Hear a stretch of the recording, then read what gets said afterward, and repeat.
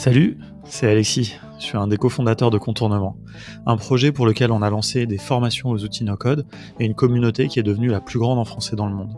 Et puis on a aussi ce petit podcast dans lequel on s'entretient avec des gens passionnants, qu'ils soient entrepreneurs, no-codeurs, no-codeuses ou éditeurs de solutions no-code par exemple. Pour ce 27e épisode, j'ai eu le plaisir de recevoir Shubham Sharma, qui est entre autres développeur, no-codeur, marketeur, créateur de la chaîne YouTube Digital Wink. Bref, vous imaginez bien que le mec a plein de trucs intéressants à raconter. On a passé un excellent moment à discuter de son parcours pour le moins original, qui nous a emmenés de l'Inde à Bali, en passant par la France et New York. Et professionnellement, je peux vous assurer que c'est tout aussi exotique. Mais franchement, c'est mieux quand c'est lui qui raconte, donc je lance l'épisode tout de suite.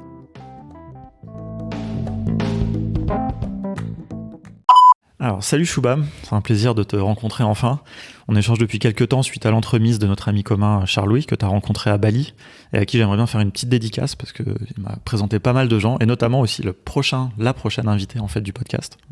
J'en dis pas plus parce que je garde la surprise, ça se déroule au fur et à mesure. Voilà, mais donc je suis hyper content que tu sois là, qu'on puisse échanger pour ce podcast, parce que tu as un profil que j'ai pas encore beaucoup eu en fait, mine de rien, à savoir que toi tu es développeur full stack. Donc tu t'es mis au no-code pour compléter ton arsenal, j'ai envie de dire. Tu vas nous raconter de toute façon tout ça. Donc évidemment, ça me parle beaucoup parce que c'est aussi un peu mon cas. Et je pense qu'on va avoir pas mal de choses à se dire. Alors j'ai aussi envie que tu nous parles de tes side projects, tes outils préférés évidemment, tes projets pour le futur. Et puis aussi un peu de Bali, parce qu'au moment où on enregistre, il fait super moche à Paris, c'est le début de l'automne. Et donc je me dis qu'un petit peu, si tu peux nous partager un petit peu de soleil, voilà, ça nous fera un petit peu combattre la grisaille parisienne. Voilà, écoute, trêve d'introduction. Pour commencer, est-ce que tu peux te présenter ? Yes, écoute, merci de m'avoir invité et je suis très content aussi de se rencontrer enfin parce que c'est vrai que t'es passé sur le live de la chaîne YouTube et qu'au final on s'était jamais rencontré en vrai. Donc moi je m'appelle Shubham Sharma, j'ai commencé en effet à coder assez jeune, donc je pense que j'ai dû vendre mon premier site internet en tant que freelance à 14 ans et j'avais mes premiers 395 € en cash quand j'étais en troisième et qui quelque chose est très spécial parce que 395 € c'est beaucoup d'argent quand t'es en troisième. Bref, tout ça pour dire que ouais, j'ai commencé à coder assez tôt. Moi j'étais né en Inde, je suis arrivé en France quand j'avais 8 ans, donc très rapidement j'ai commencé à vouloir faire de l'argent parce que j'avais pas on va dire d'argent de poche qui était forcément disponible et donc j'ai compris que il y avait une valeur dans produire via du code, en fait produire des outils digitaux, des sites web, etc.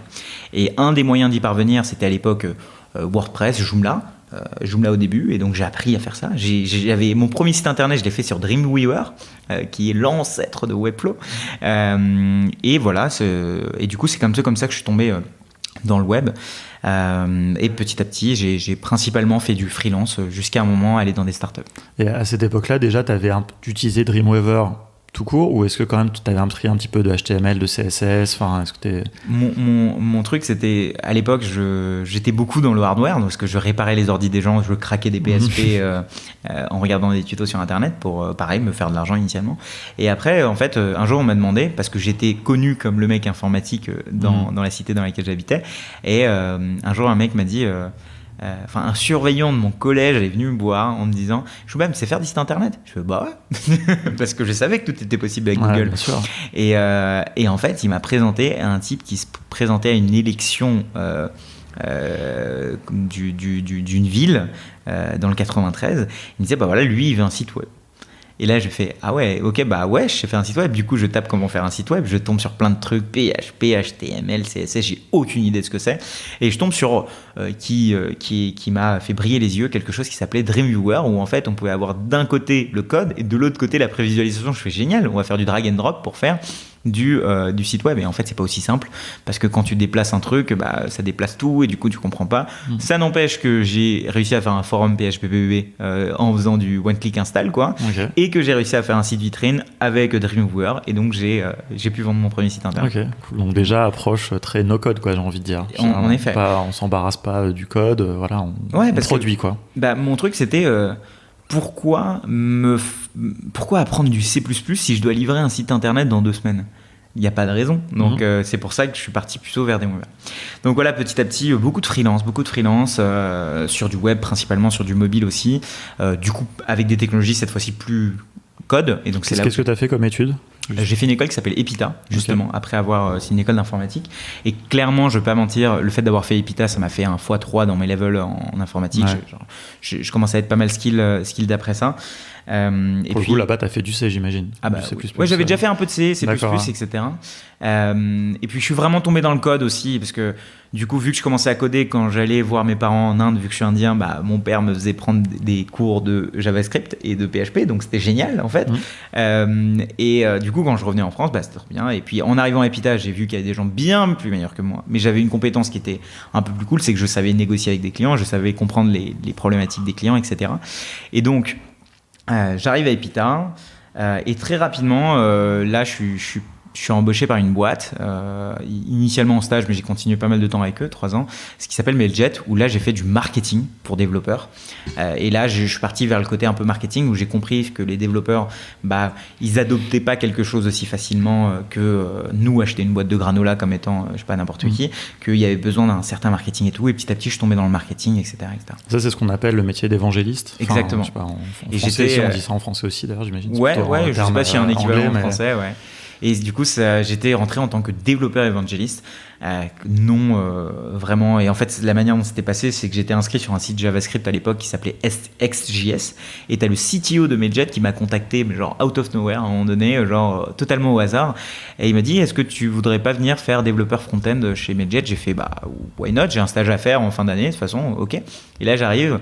Et en fait, vu que j'avais beaucoup de chance, je savais parler avec les gens et que j'étais plus trop introverti comme je l'étais initialement, il m'a dit, mais en fait, après avoir parlé avec lui, il me dit, mais tu veux pas faire développeur évangéliste plutôt? Je fais, ouais, carrément, mais c'est quoi?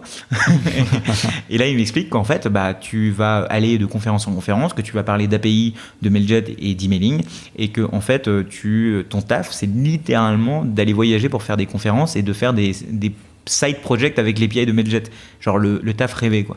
Donc, en gros, on m'expliquait que j'allais être payé plus que tout le monde par rapport à mes potes à Epita, à faire des trucs qui n'étaient pas forcément que du dev, et à parler en public et aiguiser mes skills de public speaking.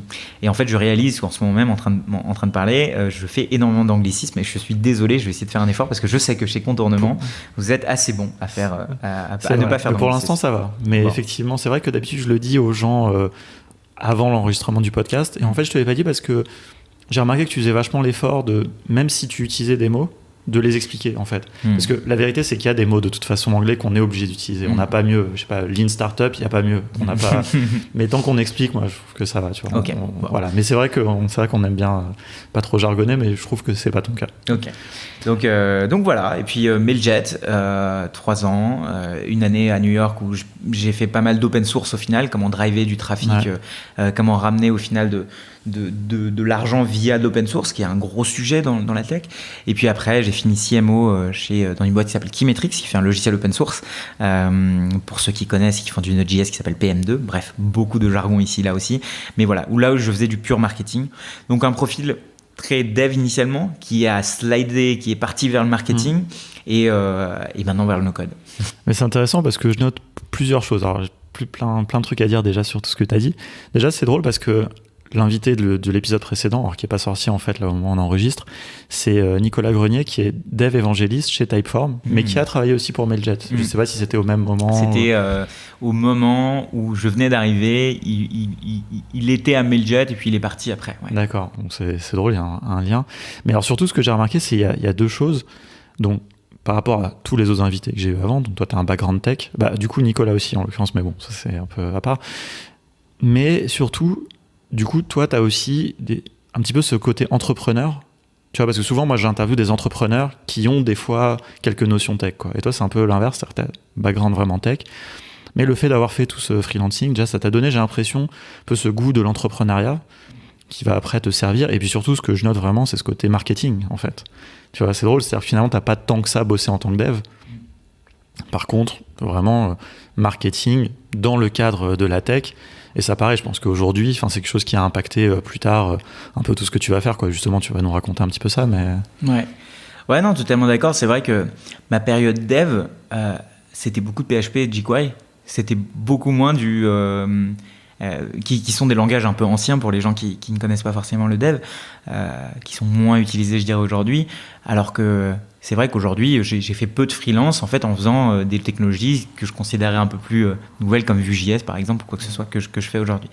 Mais en fait, j'ai appris une chose en faisant du freelancing, c'est que les meilleurs freelances, c'était pas les meilleurs développeurs. Qu'en fait les meilleurs freelances, c'est ceux qui comprennent au mieux leurs clients, qui savent créer une relation avec eux et qui savent non pas vendre un produit mais vendre de la valeur. Et en fait il y a une grosse différence entre vendre un produit et vendre de la valeur, c'est que un client quand il paye pas un site web, il paye des futurs utilisateurs qui vont venir sur son site web. Et ça, il sait jamais vous le dire parce que lui, il ne connaît pas. Et c'est de votre travail de lui expliquer qu'en fait, avoir un site web, ça suffit pas. Il va falloir avoir une marque, il va falloir avoir un tunnel de conversion sur le site, il va falloir avoir un design, il va falloir avoir un SEO. Et en fait, beaucoup de développeurs, notamment les développeurs qui produisent typiquement des sites web, oublient toute cette partie-là. Eux, ils pensent que le travail est fini après avoir filé un HTML et un CSS. Mais en fait, non. Et je trouve que... et c'est là où les agences sont plutôt pas mal et c'est pour ça qu'ils arrivent à se démarquer parce qu'elles ont compris qu'en fait développer c'était pas fini, qu'il fallait faire tout ce travail là. Et je trouve qu'un full stack freelancer un peu, si c'est pour utiliser des termes un peu comme ça, c'est une personne qui vraiment va comprendre la vraie problématique du client et qui va le servir avec son arsenal. Et il se trouve qu'aujourd'hui à l'époque l'arsenal c'était les langages de programmation, mais sauf qu'aujourd'hui si j'avais à refaire du freelance comme je le faisais à l'époque, ça serait génial parce que j'aurais du Webflow, j'aurais du Zapier, j'aurais tous ces trucs-là qui seraient à ma disposition et je pourrais beaucoup plus me concentrer à comprendre le client, à lui vendre plus cher potentiellement parce qu'il faut pas oublier quand on est freelance, c'est pas forcément de vendre cher mais en tout cas c'est vendre juste prix et notamment quand on est développeur. Et moi j'ai fait cette erreur, c'est de dire ça m'a pris 5 minutes à le faire, je vais pas le facturer 100 € quand même. En fait si, parce que c'est la valeur que tu apportes qui compte, c'est pas combien de temps t'as mis à le faire. Et c'est ces petites choses là que j'ai réussi à comprendre plus tôt qui me servent tellement tous les jours aujourd'hui, ces principes là que quand tu te donnes quelque chose avec quelqu'un, c'est la valeur que tu donnes et pas le produit. Mais alors c'est passionnant parce que ce que tu dis, ça sert dans deux contextes différents, je trouve, et qui sont importants pour des no-codeurs qui se lancent, à la fois les no-codeurs qui se lancent en freelance. Ça, c'est vraiment ce que tu évoquais. Et déjà, tu as donné plein de bons conseils, je pense. Côté, le marketing, c'est à la fois savoir se vendre soi en tant que développeur ou no-codeur, et puis apporter cette compétence à son client. C'est vraiment ces deux aspects-là. Ça, tu as tout à fait raison. Je trouve ça intéressant, ce côté full stack, où c'est pas juste full stack sur les langages, mais full stack sur l'ensemble du projet, quoi. Et je pense que les no-codeurs, c'est très important pour les no-codeurs d'apporter ça. Et souvent, ils peuvent le faire, puisque souvent, leur valeur ajoutée, c'est pas tant la technique. Il y a on voit plein de gens dans la communauté qui viennent justement du monde du marketing et qui ajoutent les outils no-code à leur arsenal, et comme ça ils peuvent être vraiment ce truc full stack. Et puis après il y a le côté side project qu'on pourra creuser un petit peu après justement, où ça c'est pareil, si tu veux lancer un side project, je veux dire, le fait de l'avoir construit, si après tu sais pas le marketer, c'est fini, quoi. Donc que ce soit pour un client ou pour toi, t'as besoin des deux, quoi. Donc, mais au niveau freelance, alors juste après comme ça on pourra passer sur le côté side project, je sais pas, est-ce que tu as un peu d'autres conseils justement pour des no-codeurs, vraiment des gens qui veulent se lancer, ils disent ok, bon ça y est, maintenant là j'ai fait 1 an de bubble, je suis chaud, je me sens prêt à aller chercher des missions. Je pense que même si les clients en règle générale commencent à être de plus en plus connaisseurs des langages, des techniques et un peu de ce qu'ils veulent, c'est vous le connaisseur, c'est vous l'apporteur de la solution, donc c'est à vous de décider. C'est-à-dire que quand typiquement il y a une personne qui dit moi je veux un site web vitrine fait en ça et je veux que ça fasse ça, ok, très bien, vous dites pas non, mais votre but c'est de ramener une solution et pas forcément juste d'exécuter. Et je trouve que c'est aussi bien vrai pour les développeurs ou les no-codeurs, c'est que il n'y a pas vraiment de valeur à juste exécuter les choses. Il y a de la valeur à apporter une solution. Et il y a une grande différence, c'est que quand on exécute juste, ça se trouve très facilement sur Malte et on dit il faut faire ça, limite un algo peut le faire à votre place dans quelques années ou même maintenant. Alors que apporter une solution plutôt logique et en prenant en compte plein de paramètres qui sont tellement vastes et différents que seul vous pouvez le faire, c'est là la vraie valeur. Donc déjà je dirais ça. Et puis deuxièmement, c'est pas parler technique avec les clients, chose que je faisais beaucoup avant. Et quand je dis technique, c'est pas parler technique non plus en no-codeur. Parce que le client, il a pareil besoin d'une solution. Alors, il a besoin de savoir que vous êtes légitime. Donc, il faut qu'il comprenne que vous connaissez tous ces outils-là. Donc là, c'est votre portfolio qui parle pour vous. C'est les outils que vous maîtrisez qui parlent pour vous. Si vous n'avez pas de portfolio, faites-vous des outils, faites-vous des exemples d'applications en regardant la chaîne YouTube de contournement ou n'importe lesquels. Mais en fait, un client, si vous lui parlez trop technique, il va se perdre, il va se dire oh c'est trop compliqué, etc. Et puis il va pas forcément avoir envie de bosser avec vous. Par contre, si vous lui parlez du résultat futur qu'il va avoir, là c'est très différent. Quand un peintre vient dans une maison ou qu'un home designer vient dans une maison, il fait un croquis, il vous montre le croquis. Il vous montre pas son pinceau de peinture ou sa perceuse, je sais pas combien de millimètres. Justement, s'il nous montre sa perceuse et qu'il nous montre son pinceau de peinture, on a l'impression qu'en fait, on va pas vraiment déléguer cette tâche. J'ai l'impression qu'on va encore être dedans. J'ai l'impression qu'il va m'appeler en me disant, en fait, j'ai pas pu peindre parce que j'avais pas le bon rouleau. Mais ça, c'est pas votre problème. Vous le payez pour faire cette tâche. Par contre, s'il y a un peintre, il vient avec une tablette et avec un truc fait en VR et qui montre qu'en fait, ma maison va ressembler à ça, c'est mon émotionnel qui va jouer parce que je vais me projeter. Et c'est ça qu'il faut vendre quand on est freelance. Faut pas vendre la technique, faut pas vendre tout ça. Alors là, il s'agit de la vente, moins du marketing, etc.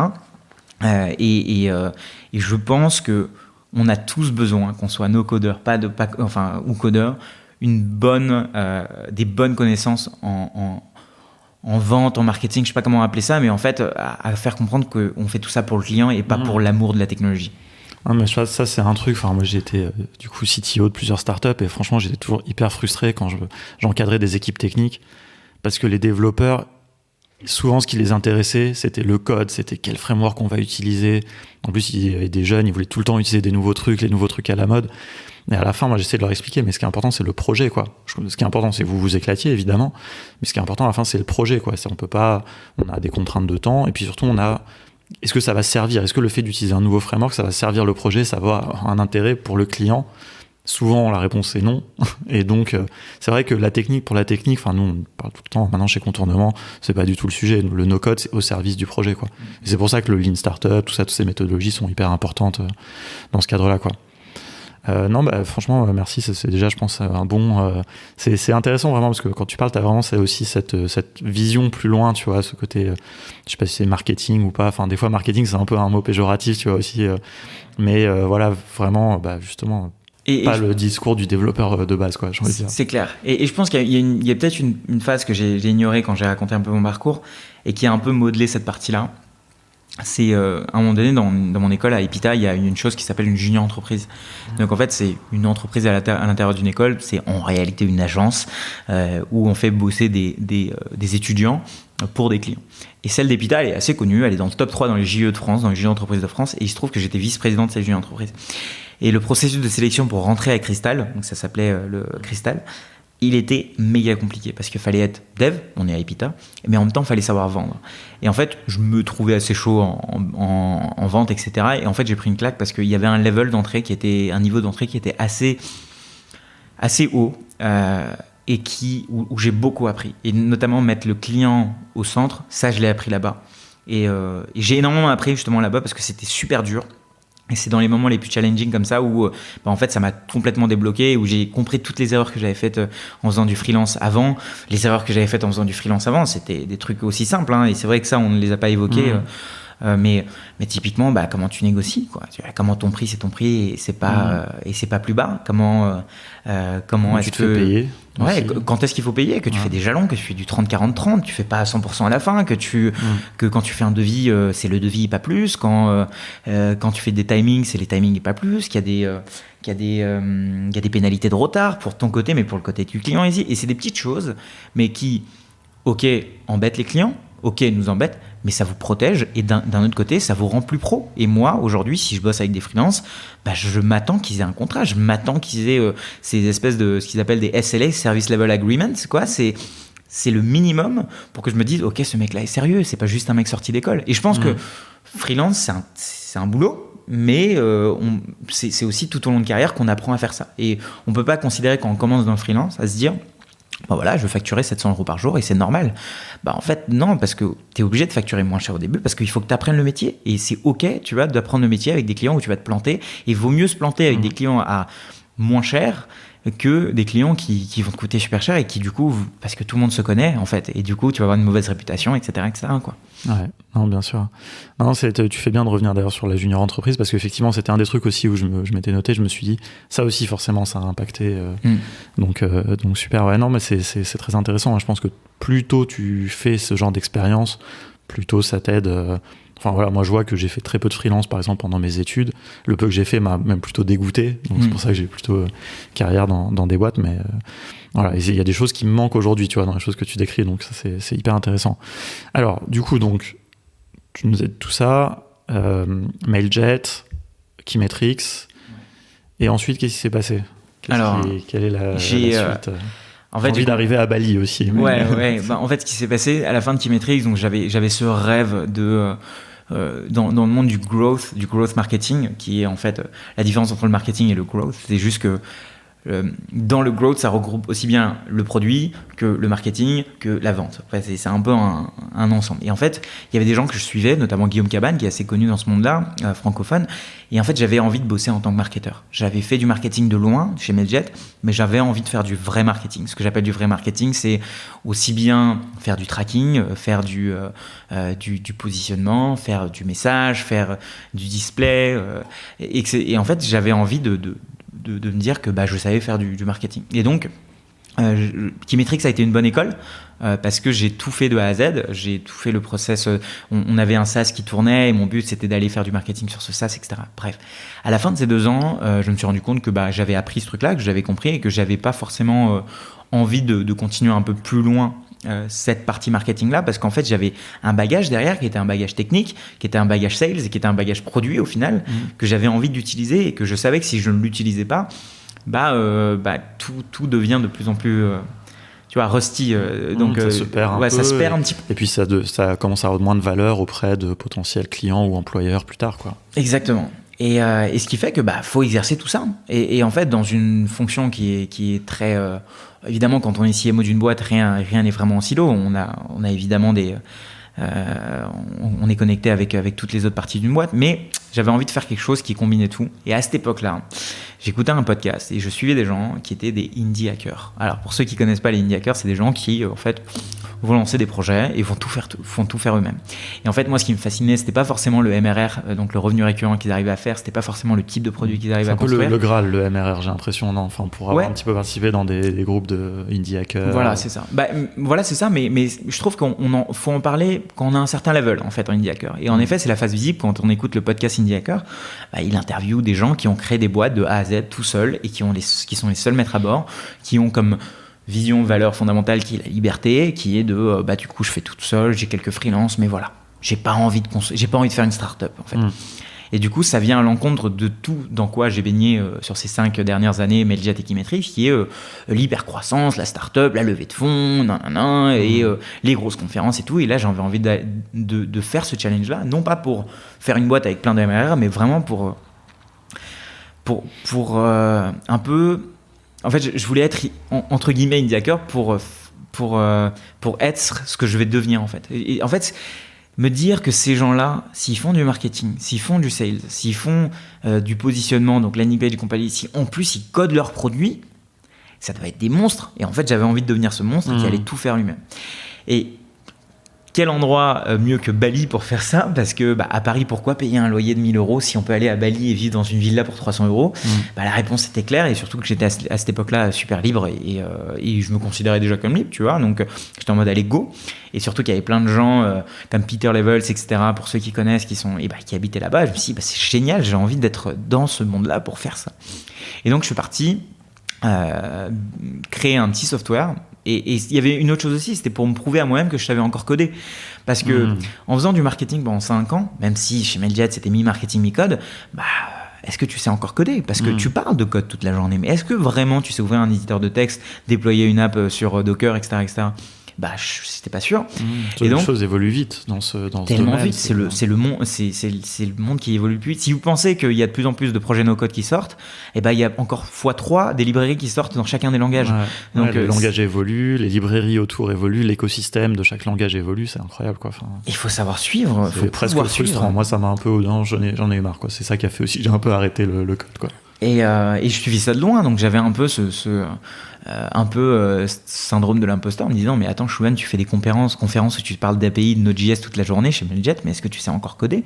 Est-ce que tu sais aller plus loin que la simple sample app with Mailjet, tu vois, genre le truc de base que l'application d'exemple? Et en fait du coup je me suis un peu mis challenge que je voulais coder un SaaS de A à Z, que j'allais le faire à Bali et que j'allais devenir un indie hacker, que j'allais faire du MRR avec mon propre projet, que j'allais le vendre. Maintenant, a priori, j'avais développé toutes ces compétences-là. Je savais vendre, je savais faire du produit, je savais faire de la technique et du marketing. C'est intéressant parce que peut-être que tu avais encore un peu des doutes sur tes compétences dev. Par contre, en termes de marketing et tout, tu étais sûr de toi, quoi. Ah ouais. Et ça, c'est quand même...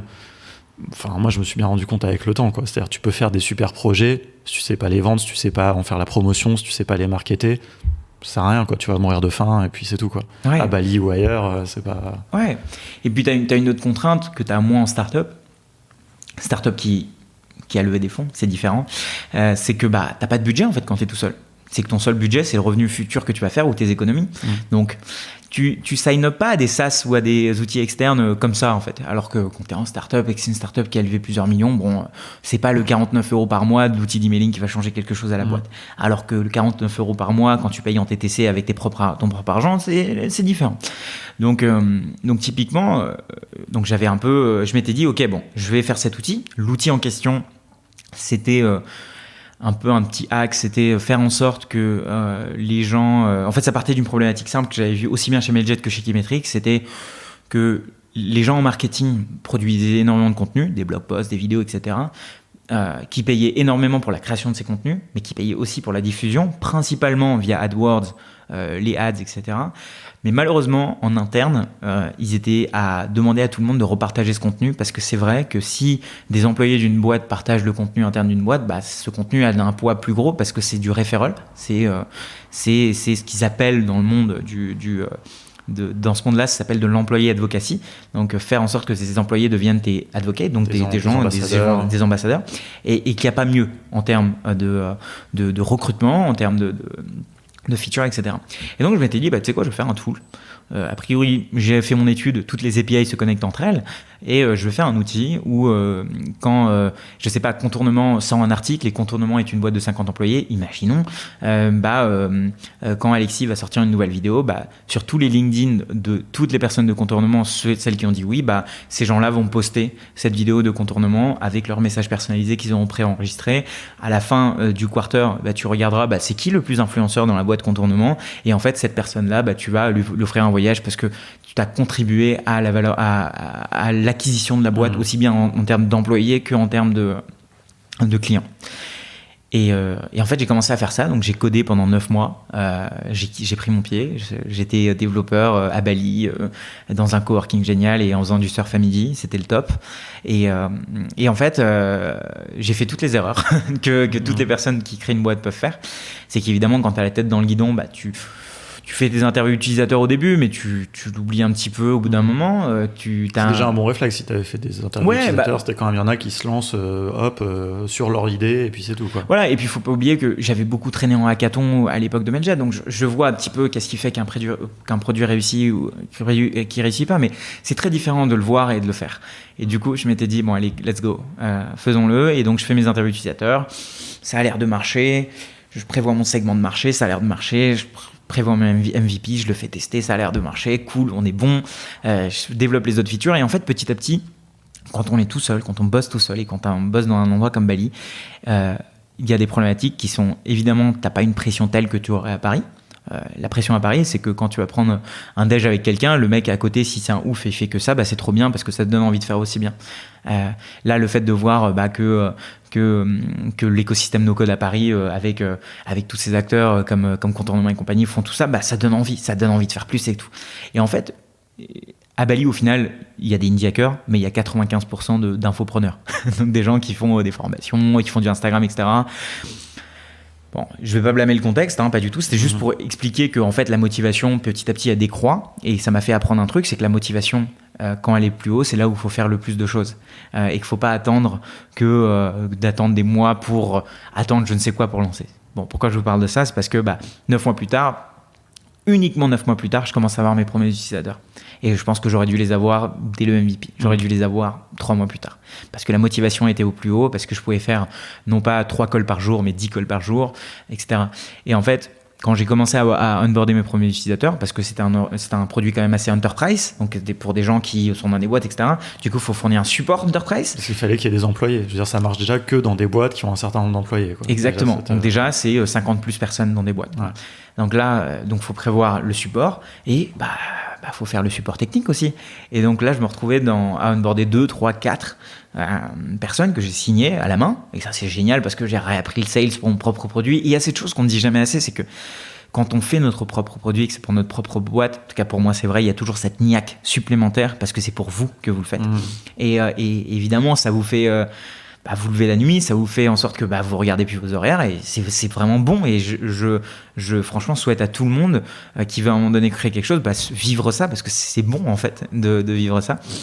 Et là, je me rends compte que j'ai du support client à faire. Quand je suis en call avec un client en train de le vendre, je me rends compte que j'ai un truc en production qui a pété parce que j'avais pas prévu un cas et que ce client est en train de m'harceler à 3h du matin parce que évidemment les time zones sont pas les mêmes. Et là je me dis ok, il y a un problème, faut qu'on règle ce problème. Et donc j'ai fait un peu un état des lieux. Je me dis ok, qu'est-ce qui se passe? Le produit est bien, il répond à un besoin.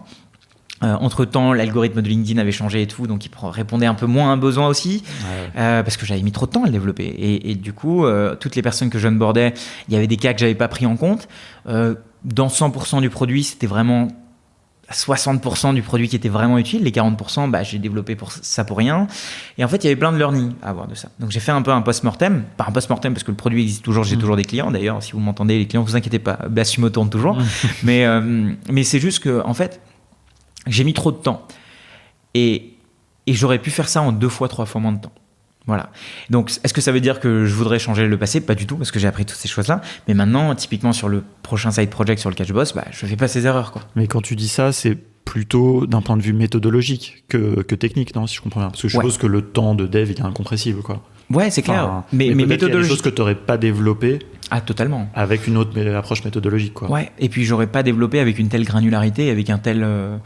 typiquement, il y a plusieurs manières de développer. Soit vous développez le truc en faisant juste la feature AB, soit vous faites la feature AB, AB', AB étoile, AB bêta. Et en fait, il n'y a pas besoin de faire tous ces cas si on sait que la feature va être utilisée très peu, typiquement. Et on attend d'avoir les problèmes avant de les régler.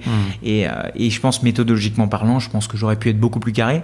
Mais le problème, c'est quand on a la tête dans le guidon, il nous faut des gens, ou alors une méthodologie très forte, ou alors quelque chose qui nous retire de ce truc-là et qui nous fasse voir un peu en vue d'hélicoptère, où tout d'un coup on va prendre du recul, etc. Et c'est très compliqué à faire, qu'on soit codeur ou no codeur. Parce que quand on est en train de travailler sur quelque chose de très précis, très spécifique, c'est compliqué de le faire. Du coup, il faut soit avoir des gens avec soi, ce que je ne voulais pas parce que je voulais absolument faire ça en one person, soit avoir un plan détaillé dès le début et avoir une méthodologie très claire. Et comme toute théorie, une méthodologie c'est très bien, mais il faut l'avoir pratiquée pour la mettre en place. Et si vous pensez que dès la première fois, après avoir lu tous les bouquins, Lean Startup et compagnie, vous allez faire le meilleur MVP, c'est faux, parce que en fait c'est que 20% du taf, 80% du taf c'est dans la réalisation de ce truc, et c'est de comprendre que c'est dans cette partie de la méthodologie que la mise en œuvre, quoi. C'est pas la théorie, elle est bien, quoi. Les itérations, tout ça, la théorie du lean, mais la mise en œuvre, nous on croise plein de gens, on essaie de beaucoup évangéliser par rapport à ça. Les gens ils disent ouais j'ai compris, machin, c'est trop bien, et puis en fait après tu vois qu'ils l'appliquent pas, en fait ils ont pas, même s'ils ont compris, leur MVP est beaucoup trop gros, tu vois ce que tu disais sur les fonctionnalités, et le moment venu, ah oui mais quand même ça on va le mettre, c'est quand même important, sans ça c'est pas viable et tout.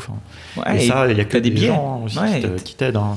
Et t'as des biais, t'as du mal à faire la différence entre les interviews qualitatives, quantitatives, tu vois. Si t'as une personne qui parle assez bien, qui va te dire non mais attends, moi j'ai besoin de cette feature, il faut que tu la développes, et qu'en fait c'est une personne parmi 100 et qu'en fait ça vaut pas trop le coup de la développer, tu vas la faire quand même parce que tu vas être biaisé, etc. Donc je pense que il faut prendre du recul souvent, et c'est très difficile à faire quand c'est ton premier projet. Et tu vois, je m'en veux pas du tout pour ça. C'est comme ça que tu as appris aussi. Voilà, et il se trouve que ce projet tourne encore, il me fait du MRR, c'est cool, c'est sympa, tu vois. Et puis voilà, je fais du support dessus toujours. J'essaie d'externaliser un maximum de choses, mais je suis content de ma première expérience un peu en indie hacker, tu vois. Ok, non, super. J'avais une question que j'ai complètement oubliée du coup. Non, mais aussi si tu avais quelques questions, tu vois, justement, pour des gens qui voudraient lancer. pas mal de choses. Est-ce que tu as d'autres conseils, tu vois, justement, de choses à éviter qui deviennent un peu comme ça, typiquement, tu vois, très actionnables, tu vois, si on se place vraiment côté no codeur. Ah oui, non, si, voilà, attends, on va revenir à la question. Au pire, j'effacerai ce moment ou j'effacerai pas, on s'en fout. Est-ce que ça, c'était en quelle année que tu as fait? Là, on est sur à peu près la chronologie. Ouais, c'était il y a un an et demi.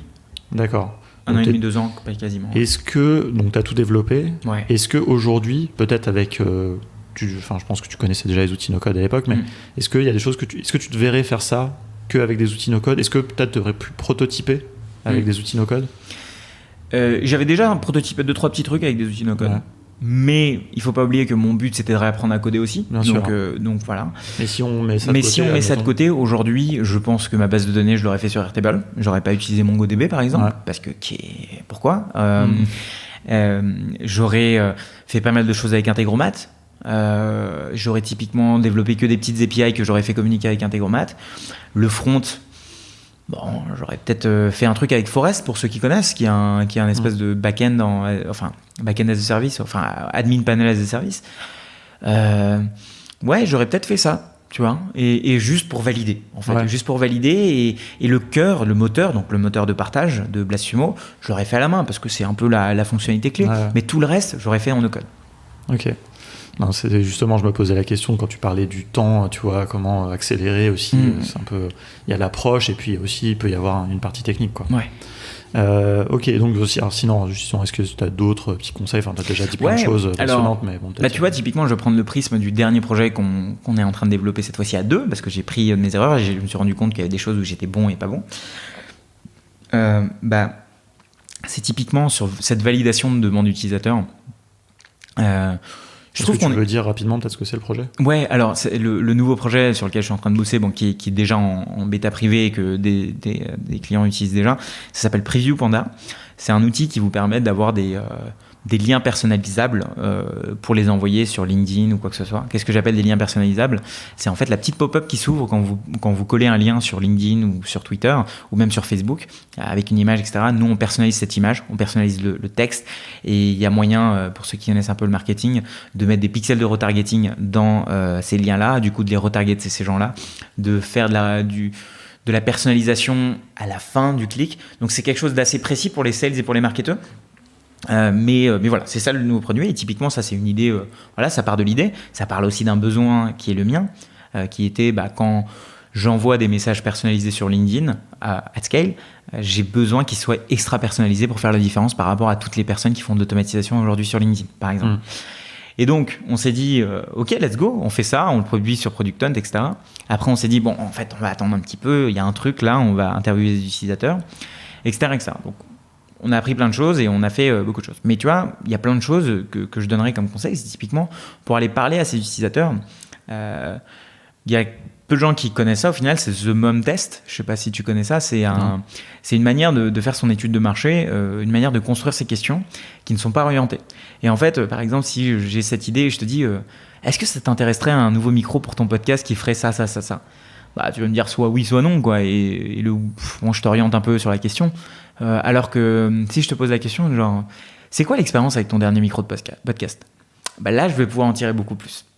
Et après, si je te demande, par exemple, et est-ce que tu savais, non, pas est-ce que tu savais, typiquement, si je te demande, mais ton Zoom H3, là, d'où est-ce que t'as su qu'il fallait acheter un enregistreur externe?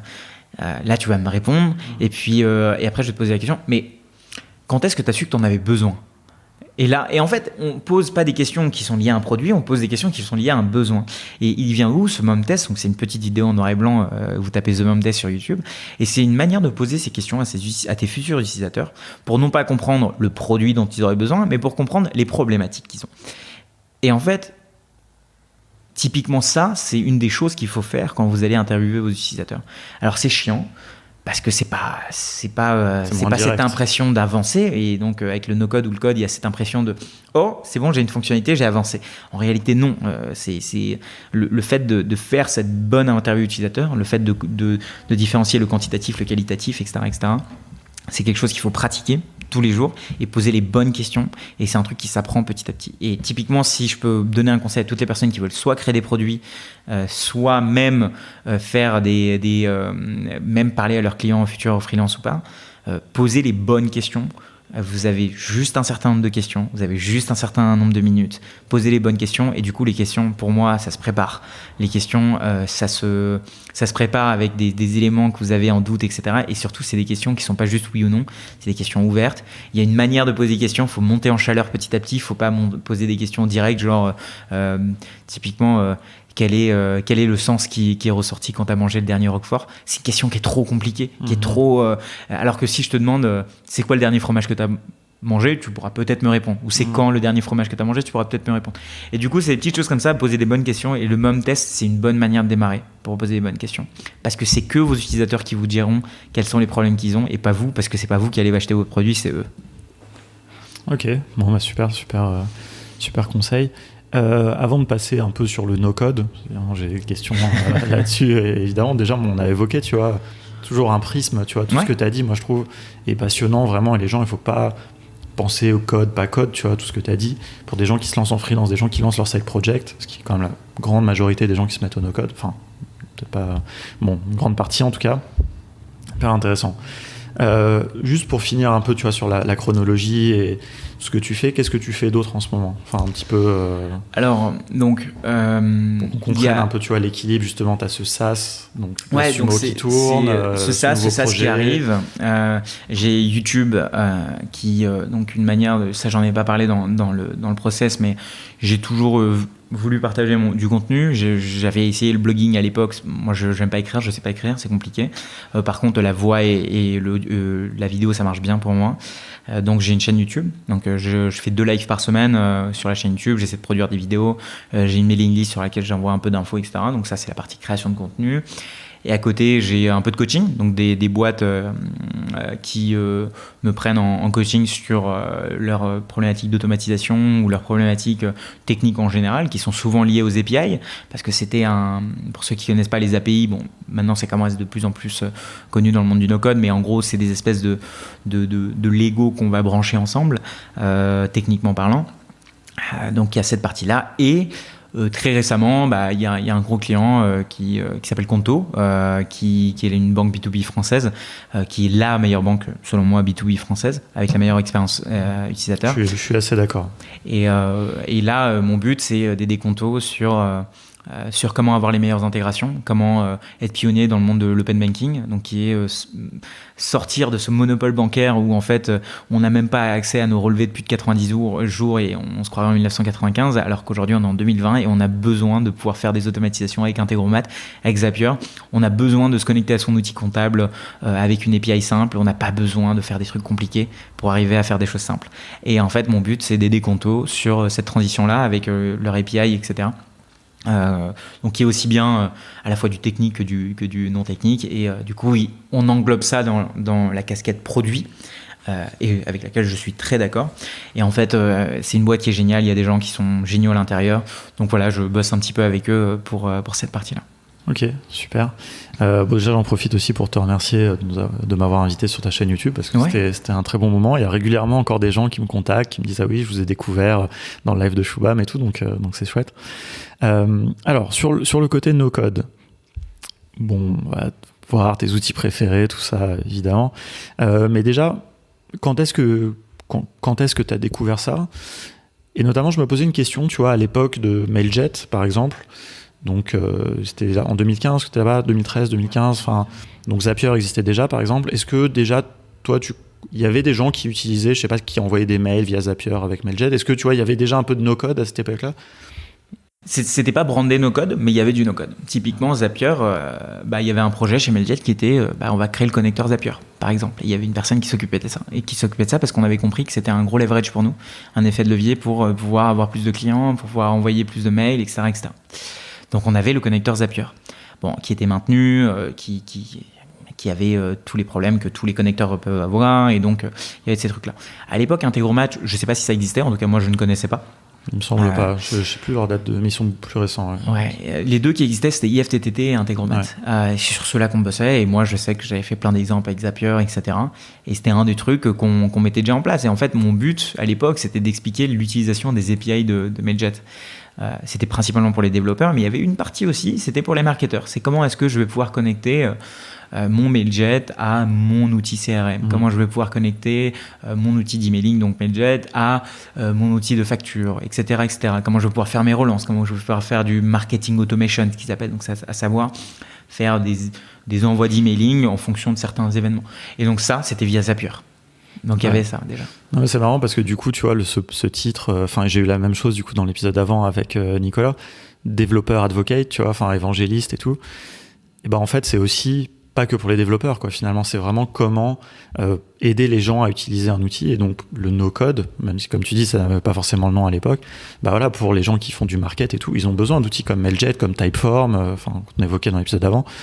Et donc voilà, il faut trouver aussi comment leur...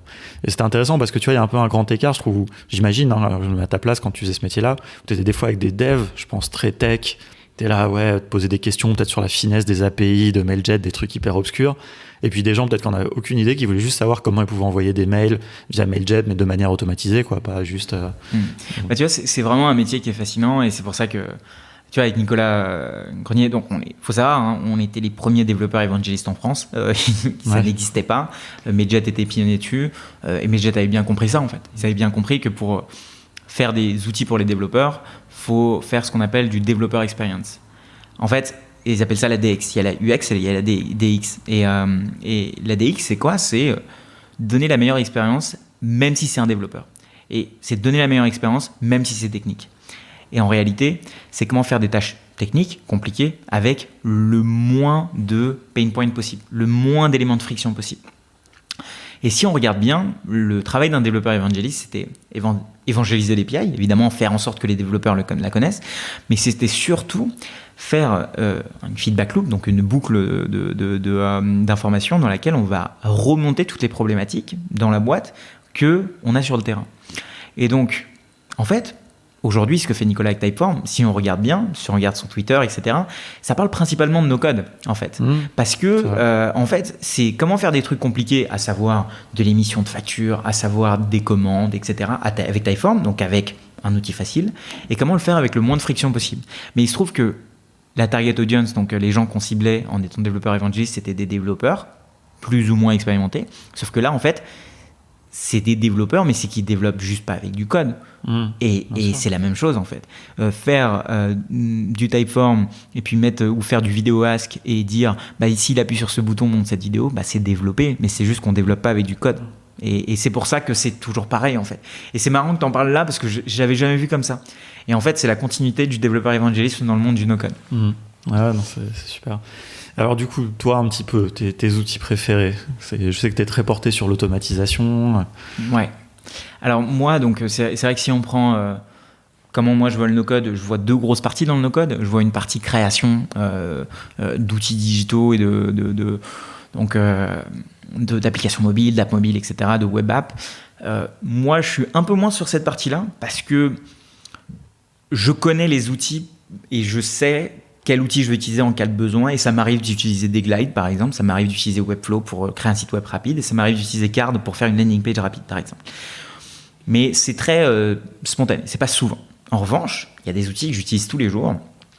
Le plus gros outil, c'est Integromat, parce que c'est pour moi un joujou pour développeurs qui n'ont pas envie de perdre du temps. Et aujourd'hui, Integromat se connecte avec tout. Ce qui est génial, c'est qu'avec Conto, du coup, j'ai l'opportunité d'être de l'autre côté, du côté connecteur, où en fait, je me pose la question, vraiment en tant que développeur évangéliste, comme je me la posais à l'époque à Mailjet, c'est quand une personne va venir développer en no-code sur Integromat, qu'est-ce qu'elle va se demander ? C'est quoi son problème ? C'est quoi ses problématiques ? Qu'est-ce qu'elle veut faire ? Pourquoi elle veut le faire, etc. Et mon but, c'est de fournir la meilleure intégration possible pour ça.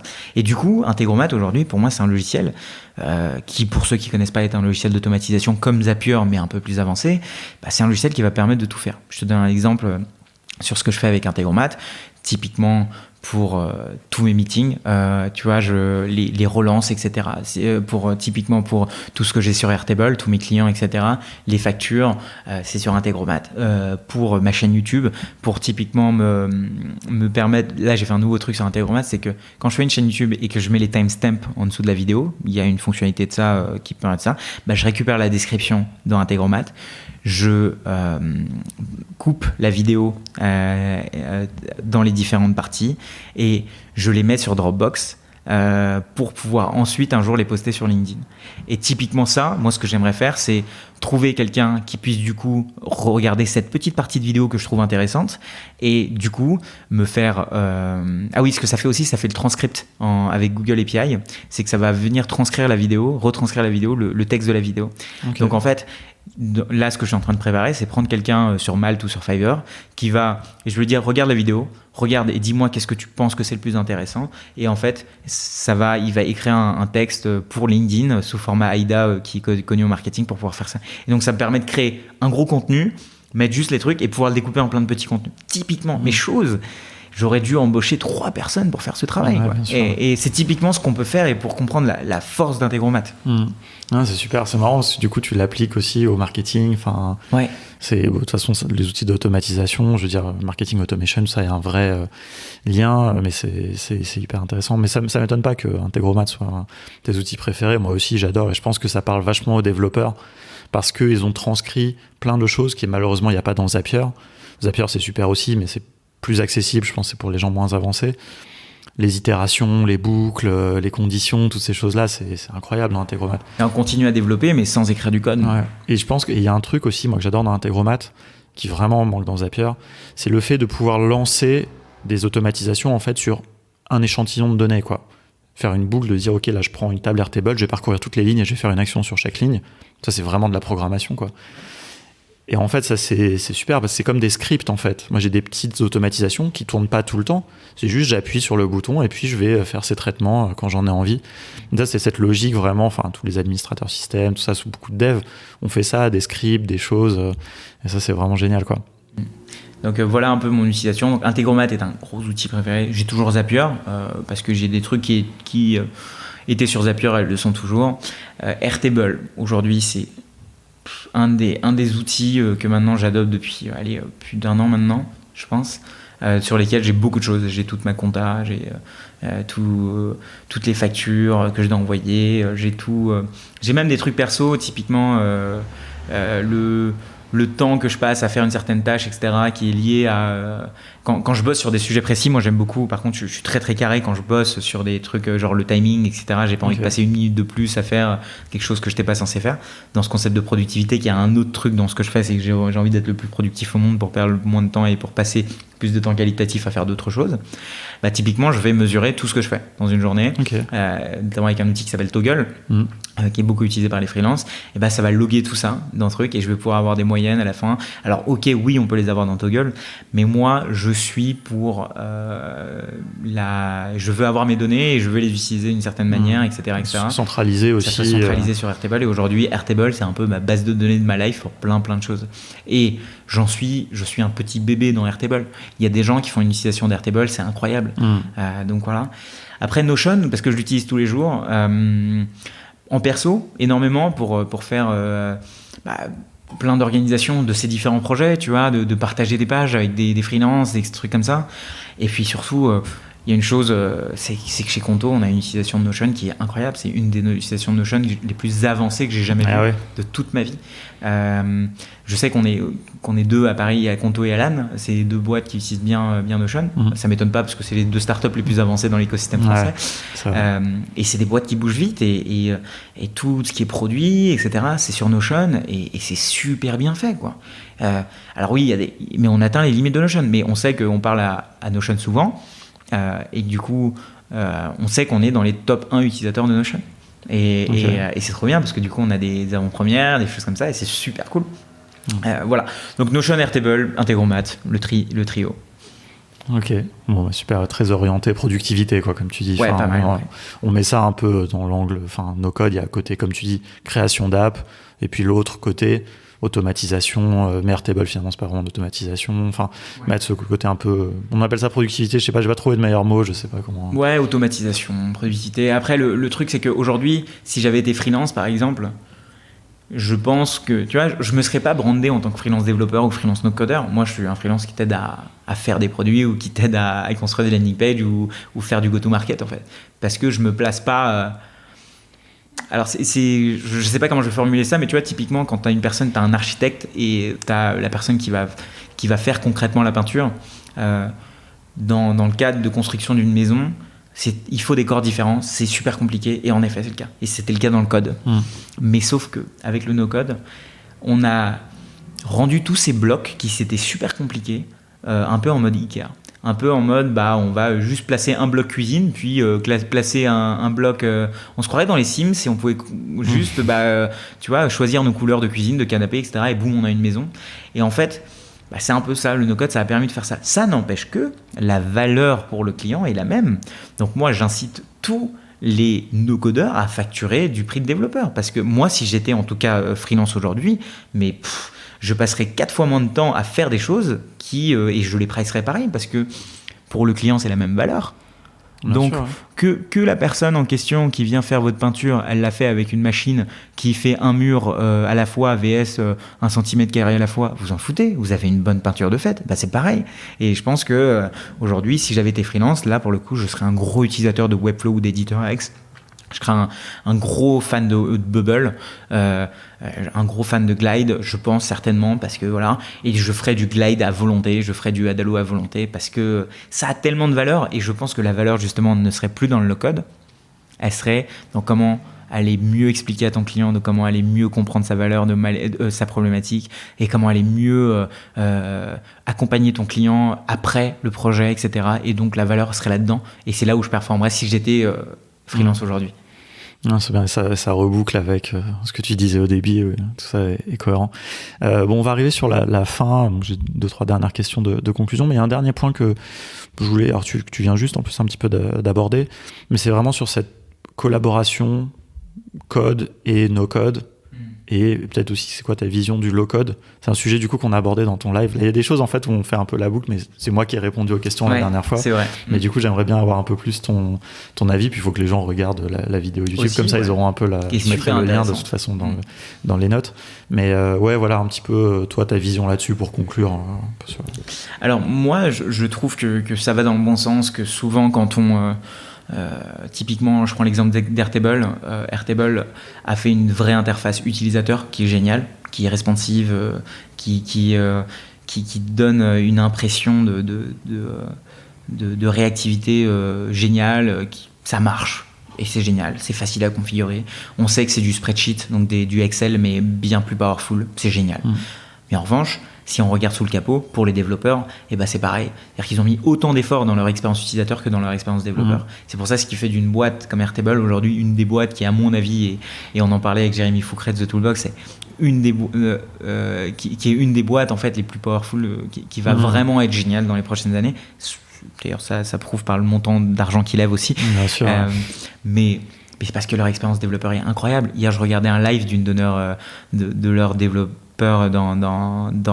sur leur communauté. Ils étaient en train d'expliquer comment créer des scripts sur Airtable, mais c'était magnifique, c'était beau. Et donc ce que je suis en train de dire par là, c'est que Airtable a compris qu'en fait il fallait faire des outils no code pour le côté UX, il fallait faire des outils low code pour le côté DX, Developer Experience, et ils sont parfaits dedans, et c'est génial parce que c'est ce qui va faire le futur pour moi de la collaboration entre un dev et un pas dev. Et Notion par exemple, donc, gros débat en ce moment sur l'API, etc. Je vais le dire, mais je vais avoir dans quelques jours accès à la bêta de l'API de Notion. Donc, j'ai beaucoup de chance. Alors, beaucoup de jaloux, là. Je sais. Et c'est via Conto, donc c'est pas uniquement moi, c'est parce que top 1 utilisateur de Notion, etc. Mais typiquement, Notion, si on regarde les deux founders, eux, ils ont compris qu'en fait, ils étaient dans un autre game. Il fallait qu'ils fassent la meilleure. Parce que les usages de Notion, même les gens de Notion ne les imaginaient pas. Il y a des gens qui font du Trello-like, donc de la vision Gantt de Notion, la vision Kanban, donc avec les cartes Kanban de Notion, qui font pour payer des factures. Et en fait, ils imaginaient pas ça. Et du coup, avant de sortir leur API, qui soit un peu comme Airtable, du genre. Voici les cartes, vous en faites ce que vous voulez. Notion a une approche qui est différente. Et c'est une approche du genre. Voici les use cases et utilisez-les. Et c'est ce qu'ils vont faire dans leur API, parce qu'ils ne vont pas donner ça de manière brute. Ils savent très bien que les gens ne vont pas utiliser les choses de manière brute, parce que Notion, initialement, n'est pas un outil à destination des développeurs, mais en fait, il va être utilisé par les développeurs, mais pour faire des choses spécifiques. Et du coup, je pense qu'ils sont en train de prendre ce tournant-là, et ça va être super intéressant de voir comment est-ce que... ils vont faire ça. Donc voilà, comment est-ce que je vois la collaboration ? Pour moi, elle va toujours être là, et limite, elle va être beaucoup plus ancrée, parce qu'on va pouvoir offload, donc enlever de la charge des développeurs des choses qui sont compliquées, qui sont chiantes à faire pour nous, du genre intégrer une page, du genre faire une automatisation point A, point B, c'est chiant pour nous. Par contre, ça peut être fait avec les outils no-code, et en fait, typiquement, pouvoir contrôler un Integromat avec une ligne de code, ce qui est faisable aujourd'hui, ça c'est génial. Et c'est pour moi comme ça que je la vois là. Franchement, on est à l'ère d'un monde, mais qui va juste dans 5 ans pas du tout être pareil, où les métiers vont changer tellement rapidement. Du coup, c'est génial pour nous, pour toi, moi et toutes les personnes qui sont dans ce truc-là, d'être vraiment dans ce monde-là, parce qu'on va être les premiers aussi à le comprendre au mieux et pouvoir l'expliquer au mieux aussi. Donc c'est top, quoi. Non, mais c'est passionnant. Il y a un mot qui est vraiment revenu très souvent, et c'est normal, tu as beaucoup utilisé, c'est le mot API. Et moi, j'invite vraiment les gens à comprendre, même si je suis vraiment un défenseur, on va dire, de l'abstraction du dessus, qui sont les intégrations directes, Zapier, Integromat. Tu vois, parce que finalement, Notion, par exemple, moi, j'attends l'API, mais bon, en réalité, ce que j'attends, c'est l'intégration dans Zapier, dans Integromat, parce que moi, je veux plus écrire de code. Et je sais que l'API, plein de gens, en fait, n'iront pas accéder directement, quoi. Mais ceci étant dit, tout ça est possible, toute cette collaboration, tout est possible grâce aux API en réalité. Et j'invite vraiment les gens à se renseigner, se former un petit peu là-dessus. Ça ne veut pas dire qu'il faut être développeur, mais comprendre un minimum, comprendre ce que c'est. Tu l'as expliqué, tu vois, en quelques mots tout à l'heure. C'est pas finalement c'est compliqué. Comprendre un petit peu de JSON, comprendre quelques petites choses comme ça. Franchement, ça fait une expérience. Et après, c'est pas grave, même si c'est pour utiliser les intégrations de Zapier, de Integromat direct. Sachant que, en plus, Integromat, je trouvais vraiment bien fait pour attaquer des API directement, comme on dit. Donc voilà, mais ça, il faut comprendre le JSON un minimum et ces choses-là. Un des trucs, parce que tu sais, je suis dans les API depuis longtemps et je l'ai pas dit, mais je gère le Meetup Paris API depuis maintenant plus de 6 ans à Paris. Ah oui, c'est vrai. Il faut faire quelque chose. Il faut faire quelque chose spécial. Voilà. Et je crois qu'on va faire un meet-up spécial API parce que généralement on est sur des problématiques beaucoup plus techniques, le banking, la compta, enfin le produit, etc. Mais je pense que API and no code, ça va être un des prochains trucs. Ouais. Et je crois beaucoup à ça aussi. Ouais. Et c'est clair qu'il y a une carte à jouer là-dedans. Mais voilà, je pense que en effet, pour ces personnes-là qui font du no-code, comprendre ce que c'est qu'une API, c'est important. C'est comme quand on est architecte, c'est important de comprendre les fondations et le fait qu'une maison, qu'on peut pas construire une piscine sur un toit, des choses comme ça en fait, pas facilement en tout cas. Et donc c'est une des basiques, c'est des fondamentaux pour moi du no-code parce qu'on est au début, c'est normal qu'ils soient pas encore défrichés, mais voilà, c'est un peu notre travail aussi de les défricher un peu. Non, avec plaisir. Bon, on va se reparler de tout ça. Alors pour finir, j'ai 2 questions, mais je vais les fusionner un peu parce que c'est pas. Enfin, j'ai une question qu'on pose à chaque personne à la fin de l'émission. C'est est-ce que tu as un side project ? Mais toi, tu as déjà plein de side projects, donc je vais te poser une question un peu plus globale, on va dire, quels sont un peu tes projets à venir ? Est-ce que peut-être dans ces projets, il y a d'autres side projects ? Est-ce que tu as des idées en tête et que tu ferais potentiellement en no-code ? Ça, c'est le deuxième volet. Alors, là, aujourd'hui, la chose sur laquelle j'ai envie de bosser de plus en plus, c'est la chaîne YouTube, parce que j'approche les 10 000 abonnés et je suis très content et j'aimerais bien qu'à la fin de l'année, que j'arrive à 10 000 abonnés. Je dois être à 3000 personnes à peu près sur la mailing list, donc c'est super cool, je suis très content, il y a un engouement, c'est top. J'ai encore du mal à me positionner parce que pourtant tout ce que j'ai dit sur le marketing, mais le positionnement sur moi c'est un peu compliqué parce qu'en fait c'est les gens, aujourd'hui je considère que les gens croient plus dans des gens plus que dans des marques, et c'est ce que je dis tout le temps, les gens aujourd'hui, ok on achète du Nike, très bien, mais demain si il y a l'influenceur de je sais pas quoi sur ce domaine sur lequel vous êtes qui sort une paire de chaussures, il y a fort à parier que vous porterez cette chaussure plutôt que celle de Nike parce que en fait vous connaissez cette personne. Et en fait je pense que moi ce que je vise là sur la chaîne YouTube, parce que c'est le truc sur lequel je bosse le plus, enfin avec en tout cas où je mets énormément d'efforts, où il n'y a pas un retour direct parce que je ne vends rien avec la chaîne YouTube aujourd'hui. Je pense que jusqu'à 10 000 abonnés je vais rien vendre, malgré le fait que j'ai beaucoup de demandes, principalement sur la formation que j'envoie chez toi ou chez Otto en ce moment.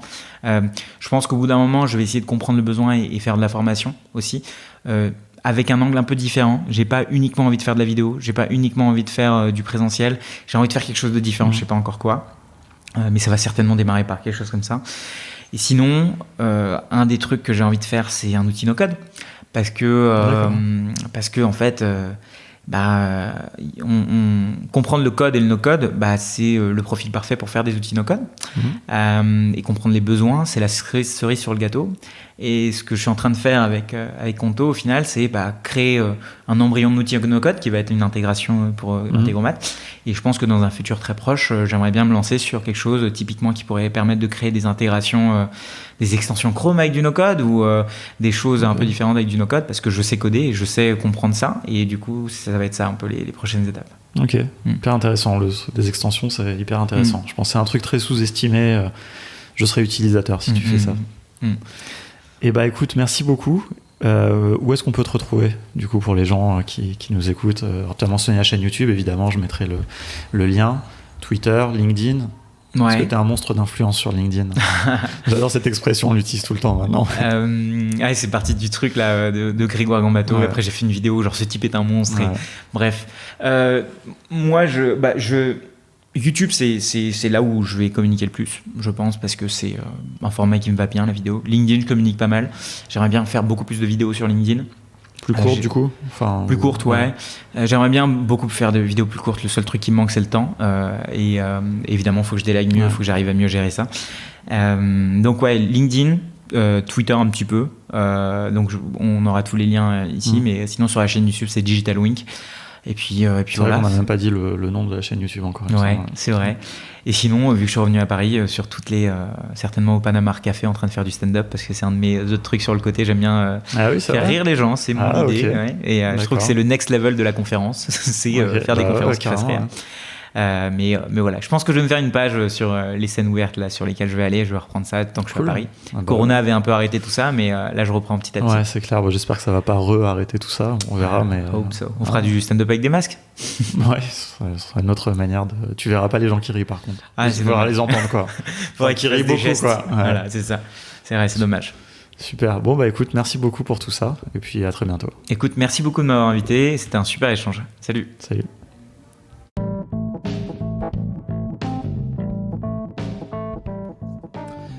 Ah ouais, vous avez écouté jusqu'au bout. Merci beaucoup, ça fait plaisir. J'espère que ça vous a plu surtout. Alors si ça vous a intéressé, ce que je peux vous proposer, c'est de rejoindre le Slack de No Code France et le channel podcast Contournement pour qu'on continue cette discussion. Vous me disiez ce que vous avez pensé de l'épisode et puis si vous avez des questions, pourquoi pas. Voilà, on peut continuer à discuter de tout ça.